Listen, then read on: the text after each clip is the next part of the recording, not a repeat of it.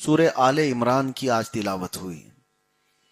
سورہ آل عمران قرآن پاک میں مصحف شریف میں تیسرے نمبر پر یہ سورہ ہے۔ پہلے سورہ فاتحہ، پھر سورہ بقرہ، اس کے بعد سورہ آل عمران۔ عمران یہ حضرت عیسیٰ علیہ السلام کے نانا کا نام ہے۔ عیسیٰ علیہ السلام کی ماں تھی حضرت بی بی مریم، سیدہ مریم، اور حضرت مریم کے جو باپ تھے، والد تھے، وہ حضرت عمران۔ ان کے نام سے یہ پوری سورہ آ گئی۔ آل عمران مطلب عمران کی اولاد۔ تو حضرت عیسیٰ علیہ السلام کا خاندان مراد ہے اس میں۔ آل میں یہاں پر زیادہ لوگ نہیں ہیں۔ حضرت عمران کے بیٹی ہوئی اور نواسا ہوا، اس کے علاوہ کوئی نہیں۔ حضرت عمران کی بیٹی حضرت مریم اور حضرت مریم کے بیٹے عیسیٰ علیہ السلام۔ بس عیسیٰ علیہ السلام کی نہ شادی ہوئی اور نہ ان کی اولاد، اور بی بی مریم کے سوائے حضرت عیسیٰ کے کوئی دوسرے بچے نہیں۔ تو دو ہی لوگ ہیں جو آل عمران میں ہیں، اور انہی کے متعلق قرآن پاک میں بہت اہم باتیں آئی ہیں۔ وجہ یہ ہے کہ اس زمانے میں عیسائی اپنی بڑائیاں ظاہر کرتے ہوئے، اپنے علم کا بول بالا دکھاتے ہوئے طعن و تشنیع کیا کرتے تھے کہ اصل آسمانی کتاب والے ہم ہیں، عیسیٰ مسیح کے ماننے والے دنیا میں سب سے بہترین لوگ ہیں، حالانکہ وہ خود مختلف ہو چکے تھے کتاب میں بدل کر کے ادھر ادھر۔ تو ان کے رد میں یہ آیتیں آئی ہیں کہ تم جس عیسیٰ مسیح کی بات کرتے ہو، ان کے واقعات کو تم نے اپنے طرف سے گڑھ لیا، کبھی ان کو سولی پر چڑھا دیا، کبھی ان کے متعلق کیا کیا عقیدے بنا لیا، اور یہ بھی کہنے لگ گئے کہ خدا جو ہے وہ تین میں سے ایک ہے۔ ٹرائنیٹی کا جو عقیدہ، تثلیث اس کو کہتے ہیں، تین خدا ماننے کا عقیدہ عیسائیوں نے خود بنا لیا۔ اس میں سے ایک گاڈ فادر جس کو کہتے ہیں اللہ تبارک و تعالی، دوسرے حضرت عیسیٰ سن جس کو کہتے ہیں، اور تیسرے حضرت بی بی مریم کو یا روح القدس کو، جس نے روح حضرت بی بی مریم کے بطن میں ڈالی، یا بی بی مریم۔ اس میں بھی فرقے ہیں، آرتھوڈکس الگ مانتے ہیں، کیتھولک الگ مانتے ہیں، عیسائیوں میں بھی 70 سے زیادہ فرقے ہوئے، اور سبوں نے اپنی اپنی تشریحات الگ الگ کی۔ جو خالص عیسائی تھے وہ عیسیٰ علیہ السلام کو اللہ کا نبی، اللہ کا رسول مانتے تھے اور اللہ کا بندہ مانتے تھے۔ بیٹا ہو ہی نہیں سکتا، بیٹا بنایا بعد کے لوگوں نے جو گمراہ ہوئے۔ تو ان کے رد میں یہ آیتیں آئی۔ اب سنیے مسئلہ کہاں تک آیا کہ وہ کہتے تھے کہ ہم حق پر ہیں، عیسیٰ علیہ السلام اللہ کے بیٹے ہیں، اس بات پر ڈٹے ہوئے تھے، اڑے ہوئے تھے۔ تو حضور پاک صلی اللہ تعالی علیہ وسلم کو حکم کس چیز کا ہوا تھا پتہ ہے؟ حق کو ظاہر کرنے کے لیے، کہ یہ اتنا اڑے ہوئے ہیں، اتنا ڈٹے ہوئے ہیں اپنے اس مذہب پر جو خود کا بنایا ہوا ہے، ان کا اللہ کا دیا ہوا دین نہیں ہے، بدل چکے تھے لوگ، اور اس پر اتنا تمتراق سے لوگوں کو چیلنج کرتے ہیں۔ تو رسول پاک صلی اللہ علیہ وسلم کو اللہ نے حکم دیا، اے محبوب آپ ان سے کہہ دیں اگر تم حق پر ہو تو آ جاؤ میدان میں، تم اپنی بیویاں لے کے آؤ، تم اپنے بچے لے کے آؤ، میں اپنی بیوی اور میں اپنی اولاد کو، اور میں خود آؤں گا گھر والوں کو لے کر، اور پھر ایک میدان میں جمع ہوں گے، وہی مباہلہ، جس کو حق و باطل کے درمیان امتیاز کے لیے اللہ کا حکم ہوا تھا۔ کیا کریں گے؟ میدان میں آئیں گے اور دونوں اپنا اپنا عقیدہ بیان کریں گے، میرا عقیدہ یہ ہے، تمہارا عقیدہ یہ ہے، اور پھر یہ کہیں گے جو جھوٹا ہوگا اس پر اللہ کی لعنت ہوگی۔ یہ مباہلے کا طریقہ ہے۔ یہ قرآن پاک کی اسی پارے میں جو آج ہم نے تلاوت کیا ہے، اللہ تعالیٰ فرماتا ہے فَقُلْ تَعَالَوْا نَدْعُ أَبْنَاءَنَا وَأَبْنَاءَكُمْ وَنِسَاءَنَا وَنِسَاءَكُمْ وَأَنفُسَنَا وَأَنفُسَكُمْ۔ ہم اپنے بیٹے لے کر کے آئیں گے، تم اپنے بیٹے، ہم اپنی عورتیں اور تم اپنی عورتیں، اور پھر ہم خود آئیں گے اور تم خود آؤ، جو تم میں سے بڑا ہو۔ تو نجران ایک علاقہ ہے سعودی عرب میں آج بھی، وہاں عیسائیوں کا گڑھ تھا۔ وہاں سے ایک وفد آیا تھا جو بار بار اس طرح کے چیلنج کرتا تھا کہ عیسائی حق پر ہیں، ہمارا دین حق پر ہے۔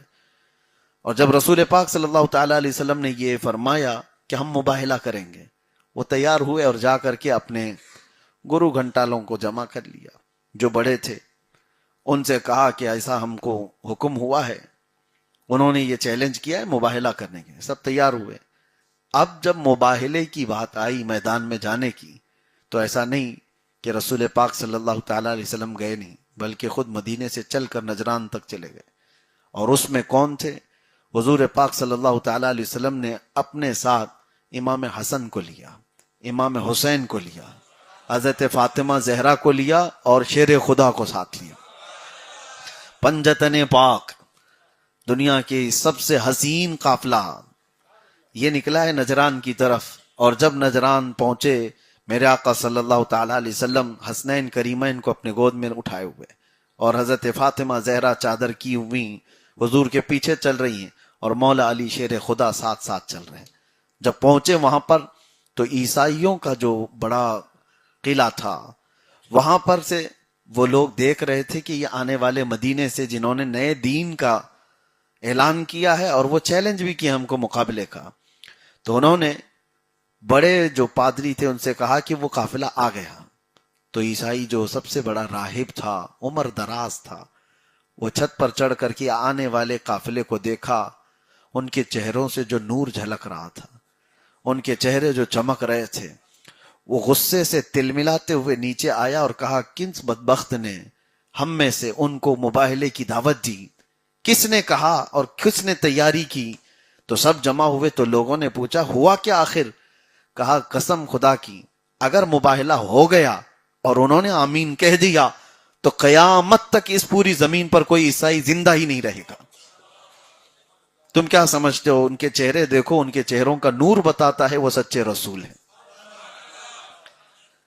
اس وقت مباہلہ نہیں ہوا، انہوں نے انکار کر دیا، کہا کہ ہم آپ سے مباہلہ نہیں کریں گے۔ اللہ کے رسول صلی اللہ تعالی علیہ وسلم کا پیش ہو جانا یہی حق کی علامت تھی۔ میرے عزیزو، مباہلہ یہ حضور پاک صلی اللہ تعالی علیہ وسلم کی شریعت پاک میں اور بھی ائمہ اکرام اور علماء اعظام کے ساتھ ہوتا آیا۔ بعض لوگوں نے ہمارے اعلان کے وقت بہت واویلا مچایا تھا کہ ایک نیا کام کہاں سے ہوا، یہ کیسے انہوں نے اعلان کر دیا؟ وہ تو ہمارے جذبات تھے۔ حضور پاک صلی اللہ تعالی علیہ وسلم کی محبت میں جب کوئی کتا بھونک رہا ہو ان کی شان میں خلاف، تو ظاہر سی بات ہے ایک سنی صحیح العقیدہ یا حضور سے محبت کرنے والا، اس کے جذبات بے قابو ہو جاتے ہیں اور وہ اعلان مباہلہ کر سکتا ہے۔ اور ایسے پچھلے کئی بزرگوں کے واقعات موجود ہیں، آگ میں جلنے کے، بلکہ گرم تیل میں اپنے آپ کو پیش کرنے کے، حتیٰ کہ یہ تو ماضی قریب کی باتیں چھوڑو، حضرت خالد بن ولید کے ساتھ بھی ہوا تھا۔ عیسائیوں نے ان سے بھی کہا تھا ہم جنگ نہیں لڑیں گے، جنگ نہیں لڑیں گے، آؤ دیکھتے ہیں تمہارا دین حق ہے یا ہمارا دین حق ہے، کیا کیا جائے گا؟ تو حضرت خالد بن ولید سے کہا گیا کہ ایک زہر ہے، بہت خطرناک قسم کا زہر تھا۔ تو حضرت خالد بن ولید کو انہوں نے کہا کہ اگر تمہارا خدا سچا ہے اور تم جس دین کی پیروی کر رہے ہو وہ سچ ہے تو یہ زہر تم پی لو۔ اور پھر حضرت خالد بن ولید نے کہا کہ ٹھیک ہے، میں اس چیز کے لیے تیار ہوں۔ بسم اللہ الرحمن الرحیم پڑھا اور زہر اٹھا کر پی لیا۔ وہ ایک قطرہ دو قطرہ نہیں، اس زہر کے متعلق روایت میں ہے کہ اگر چمڑی کو لگا دیا جائے تو چمڑی نکل جاتی تھی، گل کر کے ختم ہو جاتی تھی، چمڑی پر لگ جائے۔ وہ زہر آپ نے حلق میں ڈال دیا اور سارے عیسائی دنگ رہ گئے دیکھتے ہوئے۔ تو حضرت خالد بن ولید نے کہا اب تمہاری باری، تم اٹھاؤ۔ وہ اٹھاتے کیا، ہاتھ اٹھا کے بھاگے، نکل گئے وہاں سے کہ یہ کیسی مخلوق ہے کہ اس نے زہر اٹھا کر پی لیا۔ چیک کرنے بھی آئے کہ حقیقت میں پیا بھی کہ جادو کیا، کیا ہوا؟ حضرت خالد بن ولید رضی اللہ تعالیٰ عنہ فرماتے ہیں جنگوں میں تلوار اور نیزوں کے ضرب تو بہت لگے مجھے، لیکن اس شیشی کے زہر کا ایک قطرہ بھی میرے جسم پر اثر نہیں کیا۔ وجہ یہ ہے کہ وہ اپنے آپ کو منوانے کے لیے نہیں اترے تھے، بلکہ وہ اپنے دین کی حقانیت کے لیے اترے تھے۔ یہی میرا عقیدہ، یہی میرا یقین تھا۔ اور ایک بات یہ بھی میں آپ کو بتا دوں، شاید 5-6 سال گزر رہے ہیں کہ ہمارے ساتھ یہاں پر ہندوستان میں جب یہ معاملہ پیش آیا تو کچھ لوگوں نے مجھے یہ بھی کہا تھا، مولانا اتنا بڑا اعلان کر دیا آگ میں کودنے کا، اگر جل گئے تو کیا ہوگا؟ اگر تم جل گئے تو کروڑوں مسلمان گمراہ نہ ہو جائیں کہ ہمارا دین حق نہیں ہے۔ میں نے کہا اتنے کچے مسلمان نہیں ہیں، میرے ایک کے جلنے سے یہ دین چھوڑ دیں گے؟ اتنے کچے مسلمان نہیں۔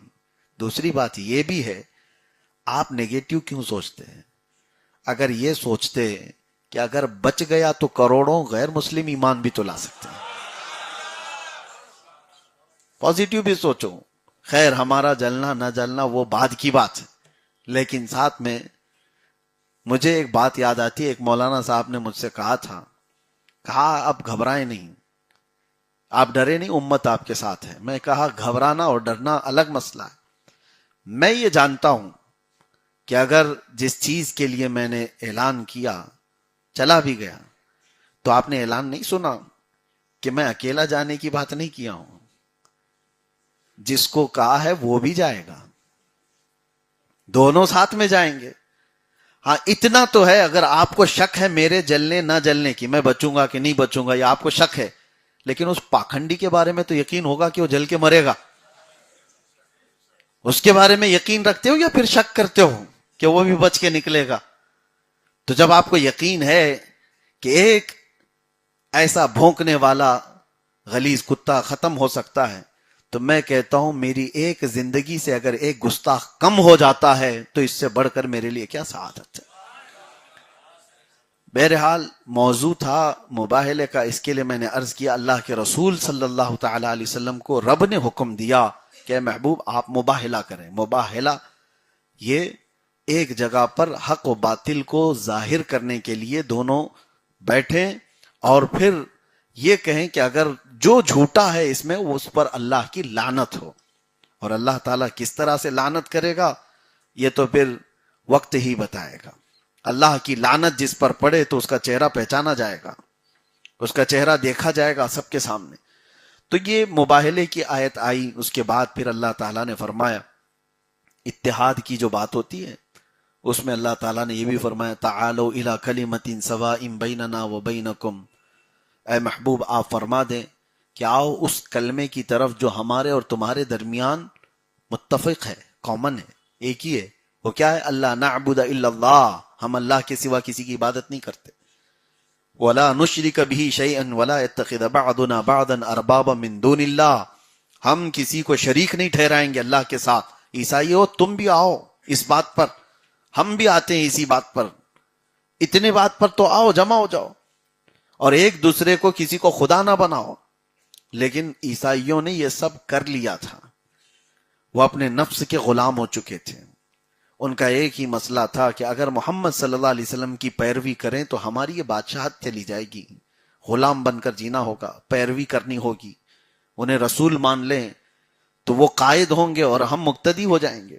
تو یہ جو ناک کا مسئلہ ہے کئی لوگوں کو ایمان لانے سے روک دیا، یہودیوں کا بھی یہی مسئلہ رہا، عیسائیوں کا بھی یہی مسئلہ رہا۔ تو بہرحال آل عمران میں مباہلے کا ذکر، عیسیٰ علیہ السلام کی پیدائش، عیسیٰ علیہ السلام کی ماں حضرت بی بی مریم کی پیدائش کا بھی ذکر۔ اس میں ایک مسئلہ بھی بتا دیتا ہوں، منت کرنا جائز ہے۔ منت کرنا سمجھتے ہیں؟ نذر کرنا، اللہ کی بارگاہ میں یوں عرض کرنا کہ مولا اگر مجھے بیٹا ہو جائے تو میں یہ کروں گا، بیٹی ہو جائے تو میں یہ کروں گا، یہ منت کہلاتی ہے۔ کسی اچھے کام کی نیت کر سکتے ہیں آپ، اے اللہ مجھے بیٹا ہو جائے تو میں 70 فقیروں کو کھلا دوں گا، مجھے بیٹی ہو جائے تو میں مسجد کی فلاں چیز بنا دوں گا۔ یہ جو ہے یہ نیک کاموں کی نیت کے ساتھ منت کرنے کا ذکر قرآن میں آیا ہے۔ حضرت عمران اور ان کی بیوی حنا، ان کو اولاد نہیں تھی، انہوں نے منت کیا تھا اللہ کی بارگاہ، اے اللہ اگر تو ہمیں بیٹا اولاد دے دے تو جو بچہ پیدا ہوگا ہم اس کو بیت المقدس کی خدمت کے لیے وقف کر دیں گے۔ انہوں نے یہ منت کی تھی، لیکن بیٹا نہیں پیدا ہوا، بیٹی پیدا ہوئی، پھر بھی نیت تھی بیت المقدس میں وقف کرنے کی۔ پیدا ہوتی ہی اس بچی کو لے جا کر بیت المقدس میں جو اس وقت متولی حرم تھے بیت المقدس کے حضرت زکریا علیہ السلام ان کے پاس دے دیا کہ ہماری یہ نیت تھی، ہم نے نظر کیا تھا، منت کیا تھا. اس وقت اس طرح کے معاملات ہوتے تھے. انہوں نے بچی کو لے لیا اور مسجد میں ایک محراب ان کے لیے تھی، محراب مریم، وہاں پر ان کو رکھا گیا. پرورش ان کی وہیں ہوتی تھی. کون پالنے والا، کون دیکھنے والا؟ بچی کو. دودھ پیتی بچی کو اگر کوئی مسجد میں لا کر رکھ دے تو سارے لوگ یہ سمجھیں کہ اس کا کون دیکھے گا. لیکن حضرت زکریا علیہ السلام خود کہتے ہیں کلما دخل علیہا زکریا المحراب وجد عندها رزقا. جب جب زکریا علیہ السلام محراب میں جاتے ان کے مریم کے، دیکھتے طرح طرح کے پھل فروٹ وہاں رکھے ہوئے ہوتے تھے. انا لکی ھذا، پوچھتے یہ کہاں سے آتا ہے مریم تمہارے پاس؟ قالت ہوا من عند اللہ، یہ اللہ کی طرف سے آتا ہے. ان اللہ یرزق من یشاء بغیر حساب، بے شک اللہ جسے چاہتا ہے بے حساب رزق دیتا ہے. منت کا مسئلہ میں آپ کو بتا دوں. ہاں، اب جاہلوں کے یہاں منت یہ ہے کہ بیٹا ہو جائے تو وہاں دھاگا باندھ دوں گا، یہاں تالا لگا دوں گا، اس کو تیل چڑھا دوں گا. یہ تو آسان چیز ہے، کہیں دھاگے باندھ دیے، تالے لگا دیے، تیل چڑھا دیے. کبھی یہ بھی تو منت کرو کہ ایک ختم قرآن پورا کر دوں گا. یہ بھی تو منت کرو کہ اے اللہ میرا فلاں کام ہو جائے تو 100 رکعت نفل نماز ادا کروں گا. منت کرنے کے اور بھی چیزیں ہیں، لیکن سنیوں میں بعض خرافاتی لوگوں نے اس کو پھیلا کر کے رکھا ہے. عورتوں میں تو ایسے ہے کہ ان تمام واہیات کو اتنے پروموٹ کیا گیا ہے، درگاہوں میں جا کر دیکھو تو ان کے تالے اور ان کے دھاگوں سے تو کوئی دروازے بوجھل ہو چکے ہیں. روز مجاور لوگ کاٹتے ہیں، دھاگے کاٹ کر کے پھر صاف کرتے ہیں، دوسرے دن پھر بندے رہتے ہیں. ہم نے کئی درگاہوں پہ پوچھا کہ کائے کے دھاگے ہیں. یہ میرے عزیزوں دوسری جگہ سے ایڈاپٹ کیا ہوا ہے، یہ دین اسلام کا حصہ نہیں ہے. اور کچھ جگہ تو مجاوروں نے خود پروموٹ کر دیا ہے کہ بکنا چاہیے کچھ بھی، اور یہ عورتیں اس میں زیادہ مبتلا ہیں. شریعت مصطفیٰ صلی اللہ تعالی علیہ وسلم میں نظر کرنے کا طریقہ قرآن پاک میں موجود ہے، منت کرنے کا طریقہ موجود ہے. آپ کی جس کام کے لیے بھی آپ منت کرنا چاہیں تو وہ نیک و صالح ہو. ابھی جیسے رمضان آ رہا ہے، رمضان میں اعتکاف کرتے ہیں نا. اعتکاف کیا ہے؟ سنت ہے. اعتکاف کیا ہے؟ سنت ہے. بسا اوقات واجب بھی ہوتا ہے. وہ کیسے؟ کسی نے منت کر لیا کہ میرا کام ہو جائے تو میں رمضان میں اعتکاف کروں گا، تو اس کے لیے اعتکاف واجب بن جاتا ہے. وہ منت کا اعتکاف ہے، واجب اعتکاف ہے. ہمارے بزرگوں نے جو منت کیا وہ ایک دو نہیں ہیں، بہت سارے ہیں. میں آپ کو بتاؤں، جب بیت المقدس کو فتح کرنے کے لیے 18 سال لگ گئے سلطان صلاح الدین ایوبی کو. کتنی مہمات سے وہ مقابلہ کرتے رہے، کتنی جنگیں لڑی صلیبیوں سے، بالآخر بیت المقدس فتح ہوا. اور اس وقت فتح ہوا جب سلطان صلاح الدین ایوبی بیمار ہو گئے تھے، بہت بیمار ہو گئے تھے. لیکن مسجد پاک کو آباد کیا، اذان ہوئی، نمازیں ہوئی، چلنے پھرنے کی طاقت نہیں تھی تو رونے لگ گئے بہت. فتح بیت المقدس کی خوشیاں تھیں لیکن وہ رو رہے تھے. سنیے، آپ سے کسی نے پوچھا کہ سلطان اس وقت رونے کا کیا سبب ہے؟ آپ نے کہا بیت المقدس کے فتح ہونے سے پہلے میں نے منت کیا تھا اللہ سے کہ اے اللہ اگر بیت المقدس فتح ہو جائے تو صلاح الدین خانہ کعبہ تک پیدل جائے گا، حج کر کے آؤں گا، حج کرنے کے لیے میں جاؤں گا، میں نے منت کیا تھا. تو کہا پھر کس بات کی گھبراہٹ ہے؟ صلاح الدین ایوبی کہتے ہیں میرے پاس اتنے پیسے نہیں رہ گئے کہ میں حج کر سکوں. وہ سلطان صلاح الدین ایوبی کی بات ہے، اور کہتے ہیں اتنی صحت نہیں رہ گئی کہ میں چل سکوں. مجھے غم ہے اس بات کا، میں اس بات سے رو رہا ہوں کہ میری منت پوری نہیں کر پا رہا ہوں. بہرحال ان کو صحت ملی، بعد میں تندرست ہوئے. لیکن کہنا یہ ہے کہ منت جب بزرگان دین کیا کرتے تھے تو اتنی بڑی کہ ہم اللہ تبارک و تعالیٰ کے گھر جائیں گے، حج کر کے آئیں گے. لیکن یہاں پر وہ ساری چیزیں نہیں ہیں. ہمارے بھی بہت سارے مصائب ہیں، بہت ساری مشکلات آتی ہیں، تب آپ منت کرو، اللہ تبارک و تعالیٰ راضی ہوتا ہے. اگر منت کا طریقہ صحیح نہیں ہوتا تو قرآن میں اس کا ذکر ہی نہیں آتا. حضرت بی بی مریم پیدا ہوئی ہیں منت سے، اور وہ بھی دنیا کی سب سے پاکیزہ خاتون پیدا ہوئی اللہ کی بارگاہ میں منت کرنے سے. تو یہاں پر آپ بھی یہ منت کریں، اللہ تبارک و تعالیٰ مجھے تو بیٹا عطا کرے تو میں تیرے دین کے لیے وقف کروں گا.